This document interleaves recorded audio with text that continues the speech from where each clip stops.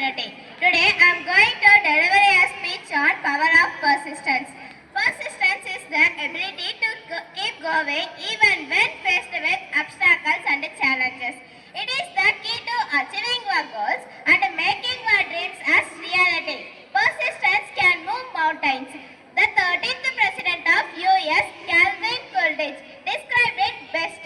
In his 1932 speech, he said, "Nothing in the world can take the persistence. Talent will not, genius will not, education will not. Persistence and determination are omnipotent." The slogan, "Press on," has solved and always will solve the problems of human race. Persistence is a silent force that drives you towards your dream. Yes, persistence is an acquired skill. It can be taught to help you manage interpersonal relationship with others.